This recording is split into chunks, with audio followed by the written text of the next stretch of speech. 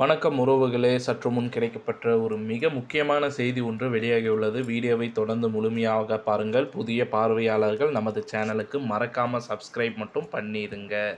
செந்தில் பாலாஜியின் அமைச்சர் பதவியை நீக்காமல் இருப்பதற்கு என்ன காரணம் என்று அதிமுகவின் வழக்கறிஞர் ரவி அவர்கள் வழக்கு தொடர்ந்தார். ஸோ இதில் பார்த்தீங்கன்னா, நேற்று அந்த வழக்கு நீதிமன்றத்தில் வந்தது. இந்த நிலையில்தான் செந்தில் பாலாஜி அவர்கள் அமலாக்கத்துறையால் கைது செய்யப்பட்டார்.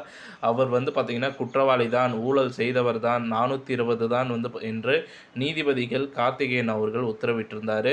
தற்பொழுது புழல் சிறையிலும் அடைக்கப்பட்டு இந்த நிலையில்தான் பார்த்தீங்கன்னா, ஊழல்வாதியாக இருக்கக்கூடிய செந்தில் பாலாஜி அவர்களின் அமைச்சர் பதவியை பறிக்காமல் இருந்து அவருக்கு மாதம் 1.50 லட்சம் எதற்காக கொடுக்க வேண்டும், சம்பளம் எதற்காக கொடுக்க வேண்டும் என்று அதிமுகவின் வழக்கறிஞர் ரவி அவர்கள் வழக்குகளை தொடர்ந்தார்.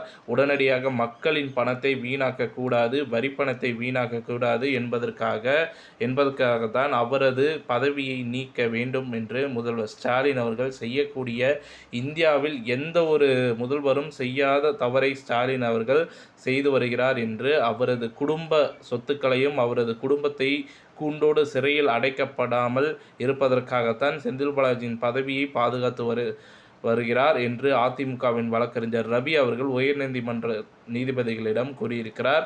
அது மட்டுமல்லாமல் உடனடியாக அவரது பதவியே பறிக்க வேண்டும், இல்லை என்றால் மக்களின் வரிப்பணங்கள் வீணாக்குவதை தடுக்க முடியாது என்று, இதைப்போல் அரசியல்வாதிகள் செய்யக்கூடிய தவறுகளால் மக்கள் தமிழகத்தில் வரி செலுத்தி வருகிறார்கள். ஸோ கிட்டத்தட்ட 2 ஆண்டுகளில் தமிழகம் இந்தியாவிடம் 5,90,434 கோடி கடனாக பெற்றிருக்கிறது என்று ரவி அவர்கள் ஆதாரத்துடன் முன்வைத்திருக்கிறார். தமிழகத்தில் 2 ஆண்டுகளில் இத்தனை கோடி கடன் பெற்றிருக்கிறார் என்றால் இன்னும் 3 ஆண்டுகளில் எவ்வளவு கடன் பெறப்போகிறார்? மேலும் கடன் சுமை தமிழக மக்களிடம்தான் அதிகமாக இருக்கிறது. அது மட்டுமில்லாமல் ஊழல் செய்தவனுக்கு எதற்காக அமைச்சர் பதவி என்பதையும் வழக்கறிஞர் ரவி அவர்கள் நீதிபதிகளிடம் கூறியிருக்க, தற்பொழுது 3 மணி நேரத்திற்கு மேலாக நடந்த வழக்குகள் இறுதியாக நீதிபதிகள் இந்த தீர்ப்பை ஒத்தி வைத்திருக்கிறார்கள். நேற்று நடந்த வாதங்களை எழுத்துப்பூர்வமாக 2 வழக்கறிஞர்களும் நீதிமன்றத்தில் ஒப்படைக்க வேண்டும் என்று, அதற்கு பிறகு அமைச்சர் பதவியை செந்தில் பாலாஜியிடமிருந்து பறிக்கலாமா வேண்டாமா என்ற முடிவை எடுக்கும் என்று தகவல் தற்பொழுது வெளியாகியிருக்கிறது நீதிமன்றமானது.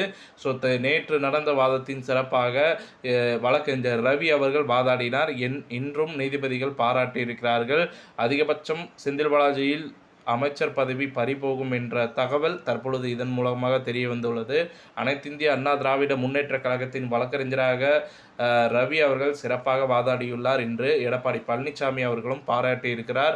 தற்பொழுது செந்தில் பாலாஜி அவர்களின் பதவி பறிக்கப்பட்டு உடனடியாக புழல் சிறையில் அடைக்கப்பட வேண்டும் என்றும் இணையதளத்தில் சவுக்கு சங்கர் அவர்கள் பதிவிட்டிருக்கிறார்கள். ஒருவேளை பதவி பறிக்கப்பட்டால் உண்மைகளை உளறி வருவதற்கான செந்தில் பாலாஜி அவர்கள் தயங்க மாட்டார். ஏனென்றால் எல்லாமே பறிபோய்விட்டது, சொத்துக்கள் முதல் பதவி வரை அனைத்தும் பறிபோய்விட்டது அப்படின்ற நிலையில் செந்தில் பாலாஜி அவர்கள் உண்மைகளை கூறிவிடுவதில் எந்த ஒரு தவறும் இருக்காது, வேறு வழியே கிடையாதுன்னு சொல்லலாம். திமுகவில் கைது செய்த ஊழல் காரணமாக இவர் மாட்டிக்கொண்டது பார்த்திங்கன்னா 30,000 கோடி என்ற பெரிய வலையில் மாட்டிக்கொண்டார். தற்பொழுது வெளியே வருவதற்கு மிக முக்கிய ஆதாரமாக இருப்பது உண்மைகளை கூறினால் மட்டும்தான். ஆனால் உண்மைகளை கூற செந்தில் பாலாஜியின் உயிருக்கு ஆபத்து வருவதற்கு வாய்ப்புகள் அதிகமாக இருக்கிறது.